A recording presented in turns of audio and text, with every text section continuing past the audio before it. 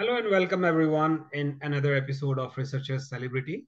Today we have Dr. Veera G. Singham with us.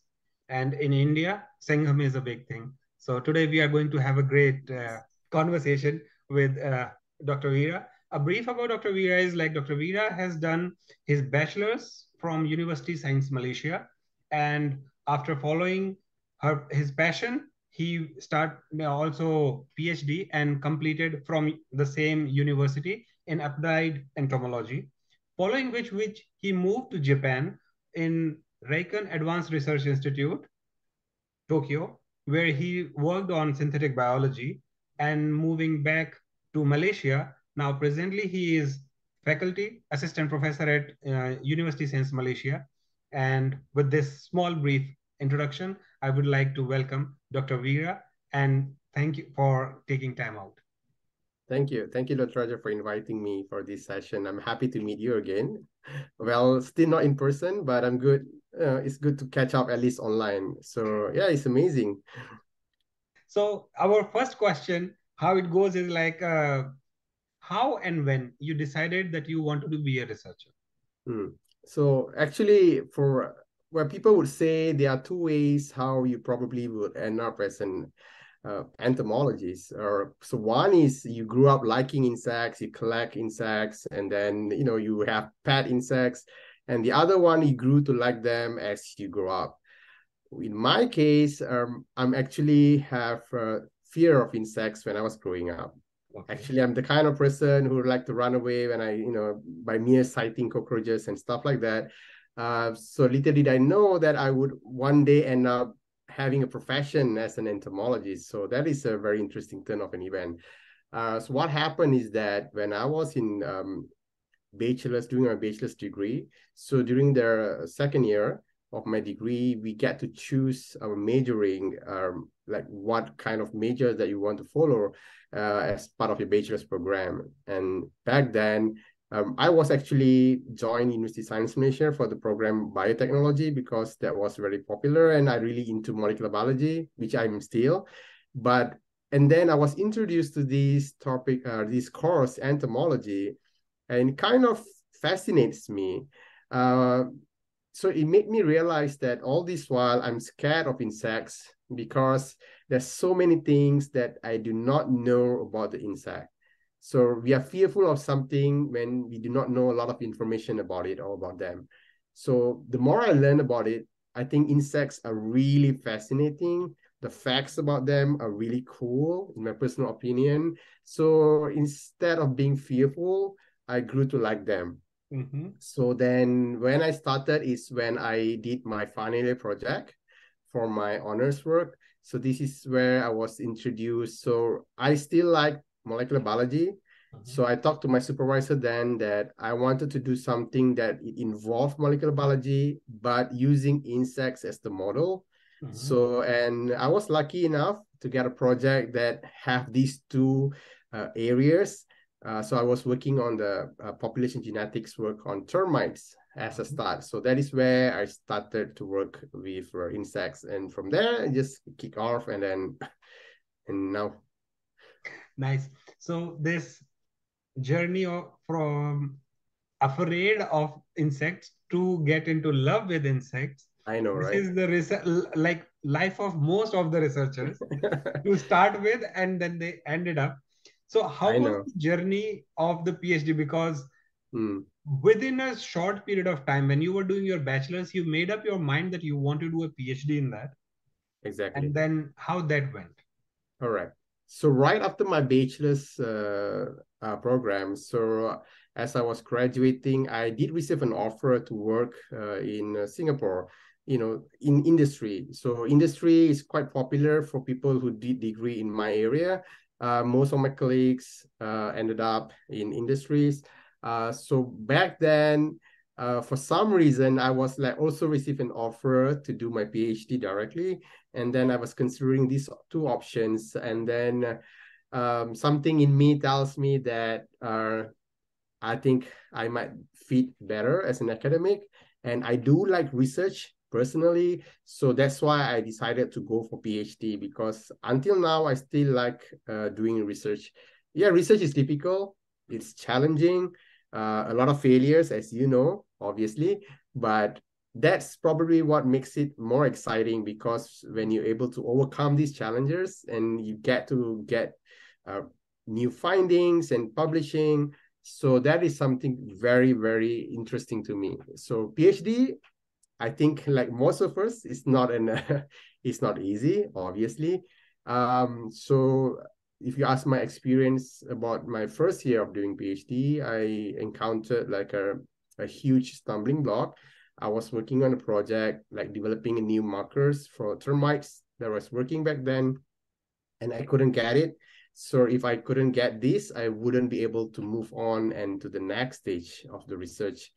So what I did during back then, I have a visiting professor who came all the way from the US, was visiting the laboratory of my host, of my professor. And then we were talking about the project and the difficulties that I was facing.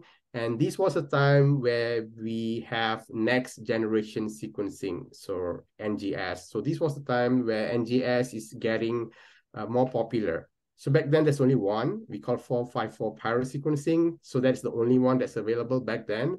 And so happened that this professor and his university, which is North Carolina State University, they have these facilities.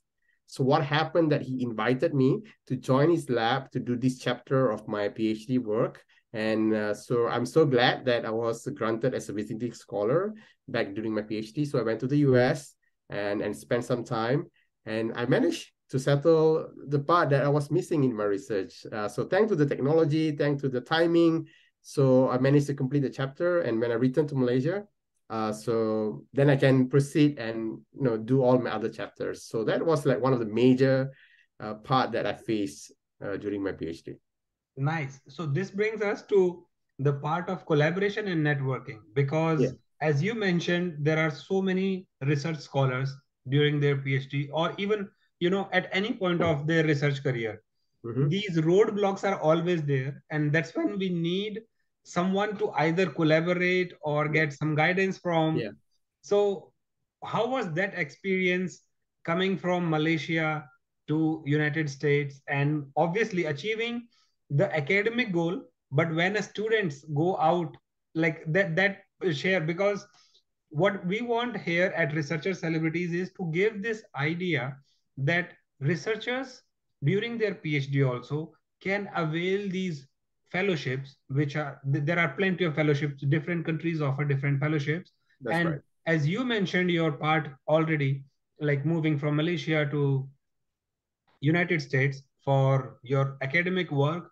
So academic as well as the personal, how that experience was, so that the audience can be also, more motivated from you.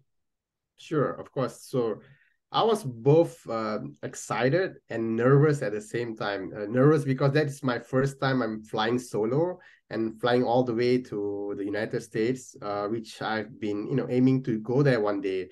And thankfully now it happened sooner than I expected. And then the other part is the expectations, because people are expecting outcomes from you. They're sponsoring you, and within a short period of time, you're expected to deliver, so that it won't be in vain. And then, so that the period of time that I was spending there, so thankfully I was exposed to a lot of new things, new cultures, anticipation of learning new technologies. And then it's completely new. Not like now, it's like it's everywhere, but back then it's very limited. And then it's covered. What more, you learn to communicate with your fellow lab mates who are postdocs and other PhD students. So this is something new to me and something exciting. And then the research culture in the US is different from Malaysia. So this is something also that I learned. And I work a lot with the postdocs and we work together. So I like the working together concept in the lab that I was working in the US, which actually expedite to find solution to the problem that I was facing. And I was a bit worried for the first 2 weeks, like, can I like get my things done? will I get the results I'm looking for, or is just going to be another roadblock? So thankfully, by the end of the program, I managed to get what I want. And so the professor was happy, I'm happy. So it's a win-win situation. So overall, it's excellent, excellent experience. And just like a cherry on a cake. So I get to experience snow for the first time. So that was my very first experience coming from a tropical country. We don't have any experience. So yeah, it's like everything new, a lot of firsts. That's really exciting. Like during this conversation, it came out that you had an option to join industry and you chose PhD. Normally, as you mentioned, that there are so many people who always opt for industry and give up on academia. That's true. So during these conversations, this is also one point which comes out, very frequently, that why researchers want to go to industry and don't want to be in academia. Your thoughts and your journey, what you have, experienced, and what were the reason that you wanted to pursue academia even when you had the option to start working? Yeah. So I always encounter these kind of similar question, and it's kind of question that I always share with my students too, like, or the kind of question that I would ask prospective students who wanted to join my lab, like, why do you want to do your master's, or why do you want to do your PhD? So my first answer would be, you must have passion. So the keyword is passion. Without passion, you're unfit to do, you don't belong in academia, because without passion, academia are going to be a very tough journey for anyone. So of course, to answer why some people might choose industry, I think the quick answer would be money. Obviously, is fast and rewarding, faster than the academic, but academic is slow and steady. Actually, it's more rewarding in the long term, which I personally experience now, so I can tell the differences. So, but at the end of the day, it is a very individual thing. Some people prefer to be in the industry because they like to be in a corporate environment. Maybe they prefer the wealth that comes with the job. And for academic, for me, and my only advice or suggestion is choose academic only if you have passion to do research.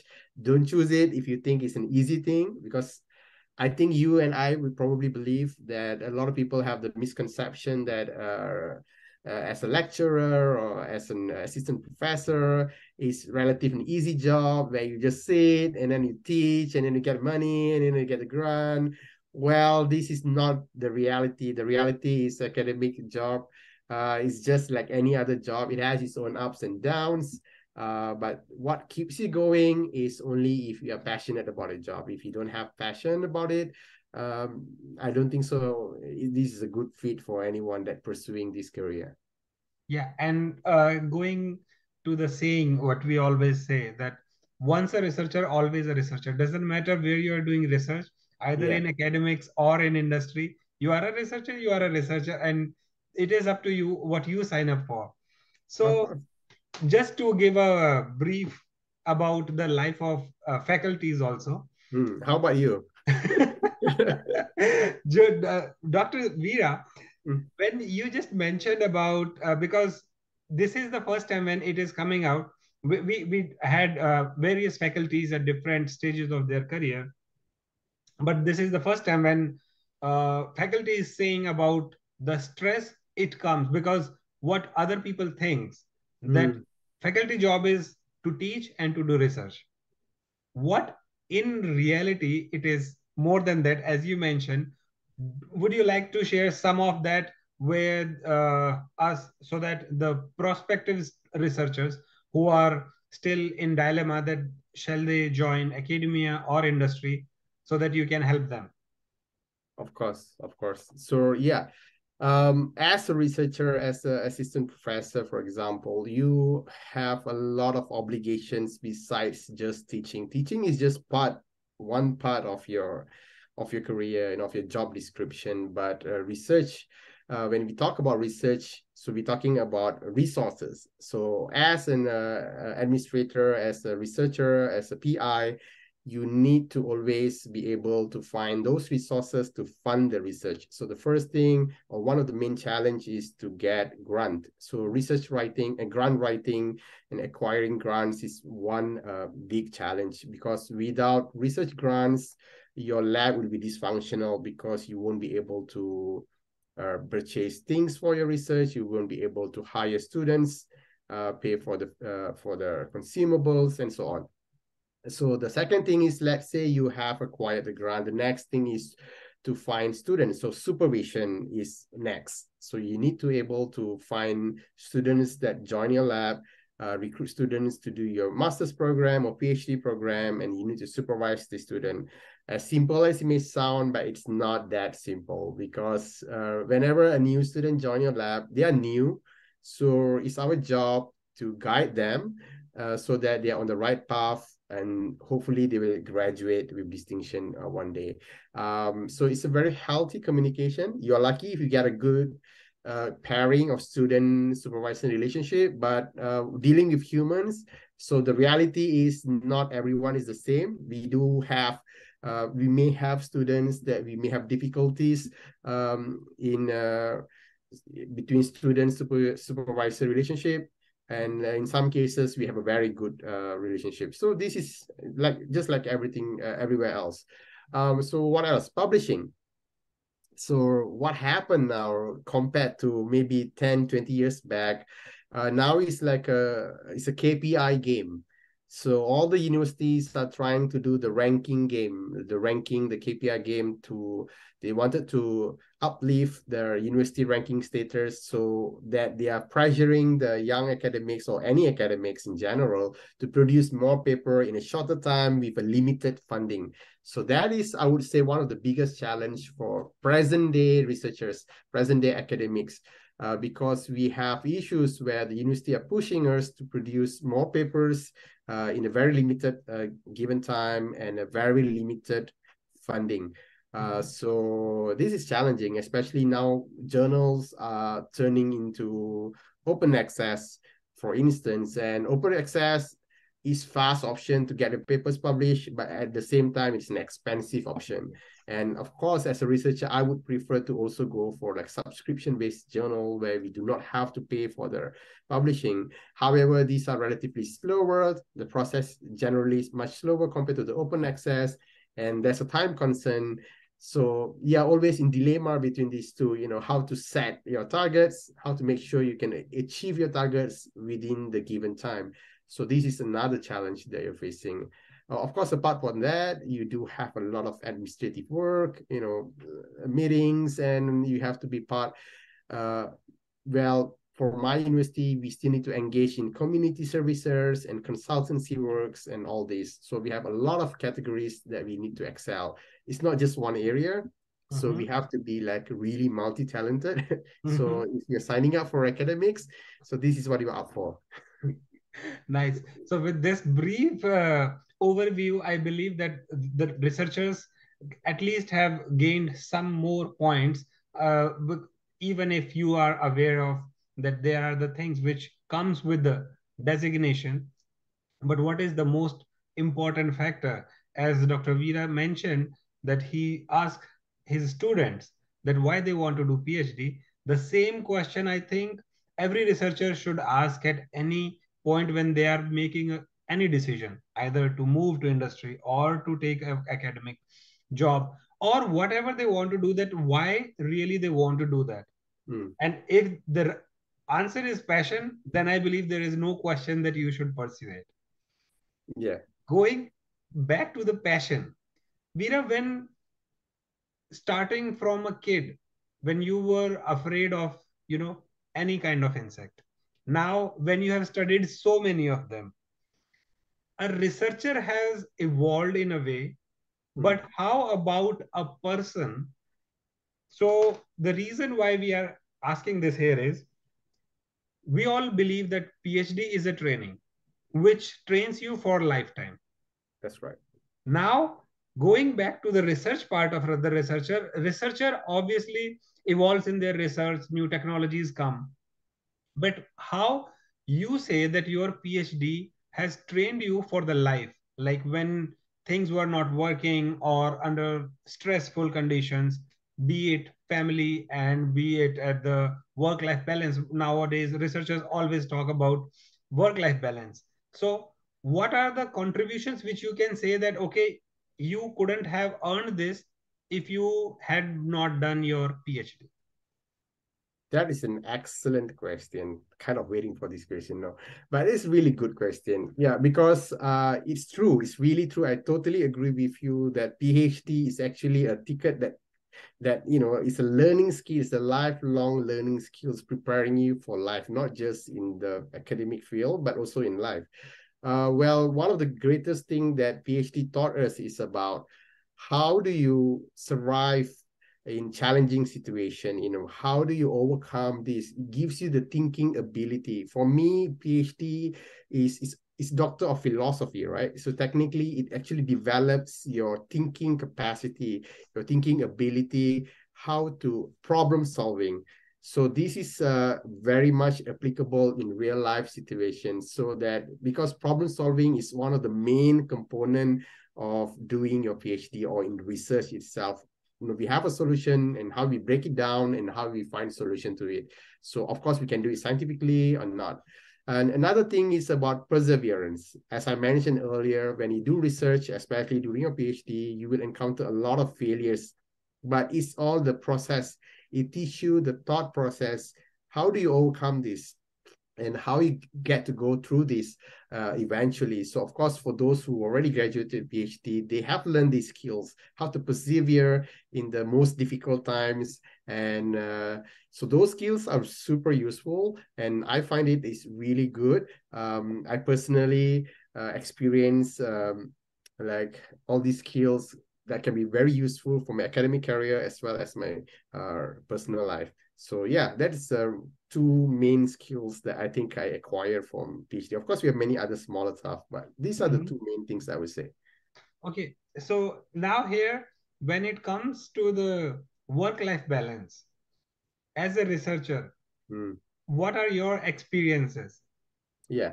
So I was asked this question before when I was interviewed previously, because I personally have a few I work with a lot of industrial partners from my research grant as well. And then I was asked this question: how do you manage all these grants? You have a few grants that you need to handle at the same time.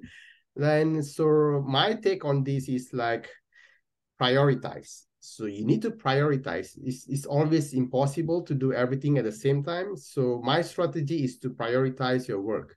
So of course, you may have like 5 tasks that you need to complete during probably similar period of time. So then we have to rank which is the higher priority and give more focus to this work, get it done before we move to the other. Of course, if you have the resources, you may hire assistant, like research assistants, to assist you to do this. So work-life balance, I have these specific rules after I completed my PhD. Obviously, honestly, during my PhD, there is no differences between weekdays and weekends, or day and night. I was just talking to one of the students in the lab earlier about this. There is no real differences between day and night or weekends and weekdays when you're doing research as a PhD student. So then I make a how to say, like a promise for myself that this is not right when you are in it. Yeah, probably for PhD you want to graduate and stuff, but when you are into this career, this is not a healthy habit. You need to find a work-life balance. So what I did is I always allocate my weekends for my personal time, my family time, and everything else. So I make a point that on weekends I don't do any serious research unless it's really, really necessary or you're like chasing some timeline. But other than that, weekend means is off. It's no research day. You may read research articles, but that's for fun and for enjoyable time, but not like a work thing. So that is how I personally do work-life balance. I'm not sure. How about you? Oh, I think this is about the conversation. Now I will ask you one more thing. Okay. When you were doing PhD, you learned it hard way, and after achieving the PhD, you were like, okay, now I'll make demarcations. Now, as a faculty in your lab, the students, they still work on weekends or not? No. So that's exactly was my previous conversation was the same thing. So I make it a point because I know what it feels to do this back then as a student. So I make it a point to my student, like you are required to be in the lab or to do your lab work on weekdays. Weekends is your choice. I give them like an option. If you think that you need to come and do, you may come and do. But if you think you can do it only during the weekdays, it's up to you. So I give them the flexibility, I give them the freedom, but of course I also give them the timeline because you cannot let students to be too free. Then it's also a problem later on. So I give them a timeline. So and then I give them the freedom. How do they want to arrange their own time? So yeah, this is the thing. So in my lab, I don't require students to be there on weekends because I personally don't prefer to do that. So I do not want to impose this on the students myself. And this is one of those things what we were saying, that PhD trains you. So you learn what to do and also you learn what not to do. As Dr. Veera mentioned, here, most of the PhD students, when they enter in their first year or say first 6 months of research, every researcher want to publish in Nature or in Science. That's right. how PhD, the journey of the PhD starts.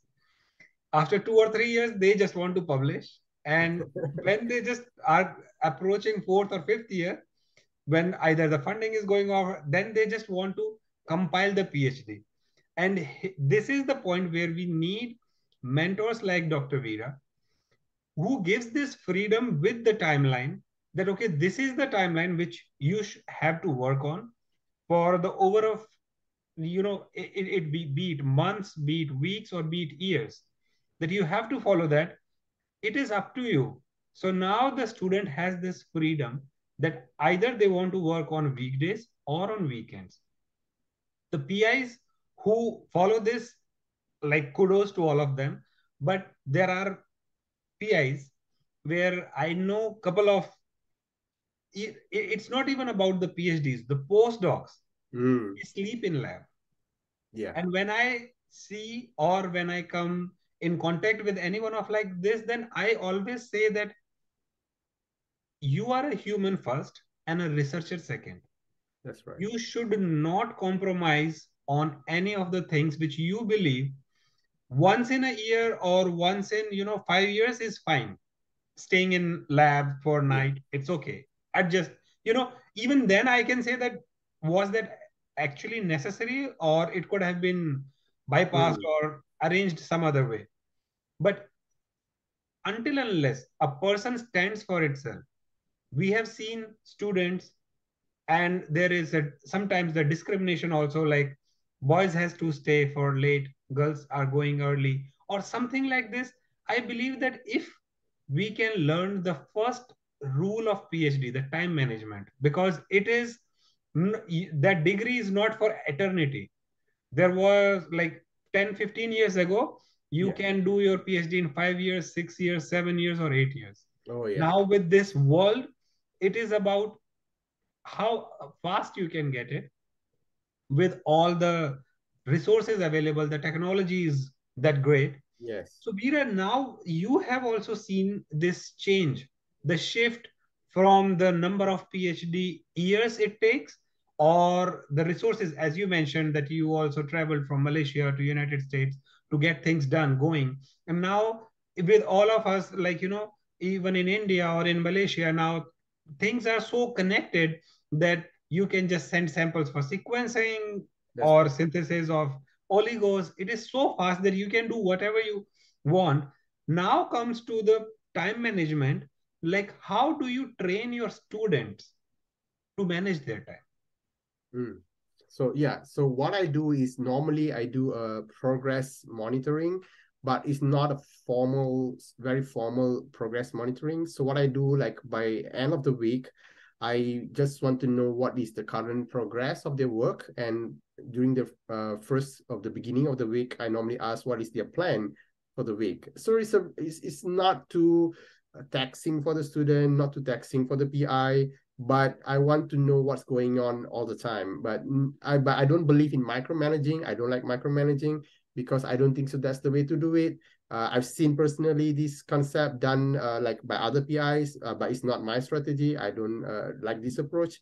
So my approach is always to give more freedom for the students to think. And what I do most with my students is we like to do troubleshooting together. So whenever there's an issue in running certain experiments, for instance, or doing analysis, so this is where we communicate best. This is where we spend most of our time, is to troubleshoot on areas that requires my attention. So this is normally how I keep up with the students' work. So you don't have to. I tried during my early days as an early academic, I tried to make like a fixed progress meeting, for example, at the end of the week, everyone needs to present their work, they have to do slides and presentation or what they're doing. But later I realized this approach is not that effective, because it's a lot of work for both the students and also the PI, because you need to go through every single slides. And for the students, they have to prepare a very formal slides and do the presentation. It takes time. So then I think this is not really necessary. So I switched my way of seeing things. Instead of doing that, I will just ask them about very specific progress of the plan for the week, so that I can keep track. And of course, I do encourage students at the beginning of the research project is to create some sort of like their personal timeline, a Gantt chart, if you may say, so that they know what they are doing, so they can have like a checklist of like, okay, I'm done this, where they're going. Another thing that I'm very concerned about the timeline, because now we are very much about semester based. We want to make sure they graduate within time and so on. So that's what I normally follow up very closely, like how long have you doing this, and how many months or how many years are you expecting we can complete this part of the work, for example. So this is how I always keep track of time on behalf of the students as well, because sometimes as a student we may be too into the research, or as you said, everyone wants to publish in Science and Nature, and then we think too much, we keep doing a lot of things, unnecessary things. So our job is actually to guide them and pull them back on the right track. So this is for me, this is the job of the PI. I think a lot of misconception happening in the academic world, especially the current students that I'm seeing, or the current era. There is a sense of perhaps entitlement. I'm not sure if this is the right word I want to use, but it's the kind of the expectation that it is the PI's job to graduate the students. So I always make a point to explain to the student that it is not the job of the PI to make sure you graduate, or to make sure you graduate on time. This is just like school. If you study, you do the exam well, you pass. If you don't, you will fail. So our job is to guide them, to provide them on the right path, to provide the resources, of course, to guide the research areas, troubleshoot and all this. But it's always the students' responsibility to make sure they graduate. So we must make sure they always follow the timeline, on track, and doing the research right, and provide the resources that's necessary. But it's not the job of the PI to make sure they graduate. So this is a very wrong concept. To have an expectation is like, it's our responsibility to make sure they get a good result, or to make sure they will graduate on time. That is not research. Because Absolutely.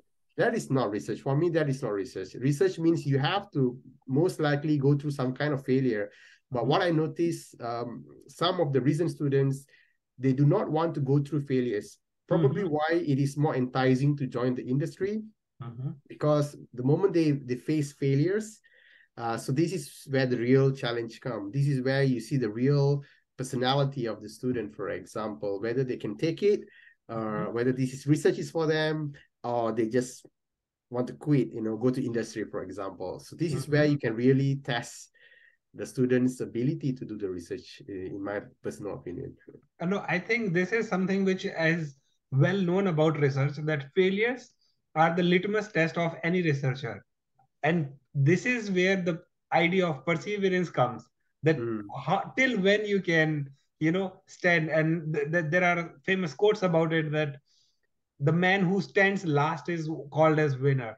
You Oh know, yeah, you can quit at any point of time, but that's that's right. what makes every PhD student a researcher. That's make them a celebrity. At researcher celebrity, when we say that, okay, let's celebrate research, having a researcher like you having these experiences shared, we want people to make this community where they are open for the ideas. And because research cannot be done with a fixed, either it is the you cannot just assume the outcomes, because Yeah, that's what research is. You have to be open for it. And yeah, when I agree. anyone thinks about it or just explain the research, and your research should be some way that you can communicate to a layman. Now this is something which I was just waiting for.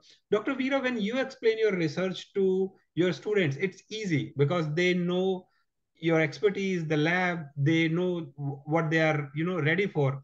But you mentioned that part of your duty in Malaysia is also this outreach program, society, and that. How do you convey or talk to the people and convey your research to them? That's a really, really good question, because there's another good point about being a researcher. Being a researcher is not just about doing your research in lab and keeping it to yourself. Being a good researcher, in my opinion, is also about your ability to convey your knowledge to others. So this is another skill that's very important. So that is a big difference between a technician and a researcher.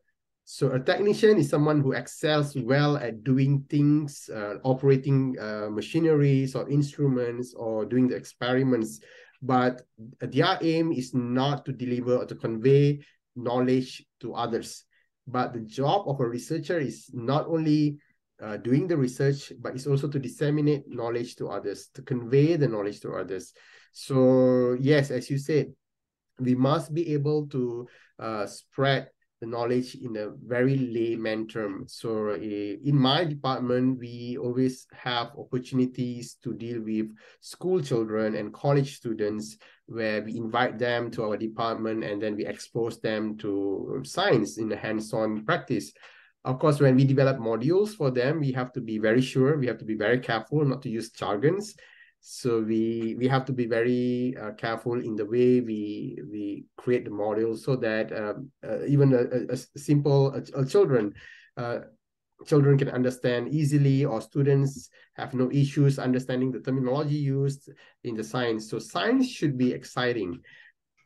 So I've experienced attending conferences where it is so technical, even other scientists wouldn't be able to get it. No doubt this person is an excellent scientist, is a smart person, but I think this person may fail to convey the message to the public. So in my opinion, it's such a waste.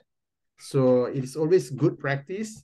The one way to do this is to attend more conferences, expose yourself, challenge yourself, speak before a group of audience, uh, like this, even attending talk session like this. So you should always practice and learn how to deliver your knowledge to others. So there's no easy way to this, but probably the best way to do it is by practice. So Absolutely. yeah. So, Dr. Veera, now when we are approaching our conversation limit, the first few points, which like the last few points, which I want to ask you, do okay, what are your thoughts that researchers are celebrities? Oh, yes, of course. Researchers should be celebrated. Whether they are celebrities or not, that's up to the audience. But then researchers should be celebrated, because our main purpose as a researcher is to embrace knowledge, and knowledge is something that should be celebrated. So because of this, researchers should be considered celebrities in that sense. Nice. And this is what at Researcher Celebrities we do. Empowering Science Foundation believes in breaking the barriers. And as you mentioned, this is the idea behind this series. Let's celebrate research and make them researcher celebrity. it was pleasure to have you at the platform and sharing all the wonderful, experiences, which I believe that will ignite so many young brains all around the world. Especially, you might get more students now, because now they know that you don't believe in weekend work, which is in tropics is a big thing that No, yeah. researchers are working. It's not easy. Yeah, I know. It's not. But you got to do it. You have to stand by a principle. It's not Yes, easy. absolutely. And here I also want to ask you, if you allow, that we can share the details of yours, so that whosoever the audience are watching and they want to contact you, so that they can write to you with their queries and their interest, if Yeah, you of permit. course. Sure. No Okay, problem. so now it is recorded here. All the audience, feel free to write to Dr. Veera with your thoughts, your questions, your a quick curiosity. It can be just like, okay, you are interested in something which you have seen a publication of Dr. Veera, and you want to just have a chat about it. Please feel free and enjoy the conversation. Stay tuned for next episode of Researcher Celebrity. With this thing, we will say thank you, Dr. Veera, for taking time out and sharing the journey with us. Thank you. Thank you.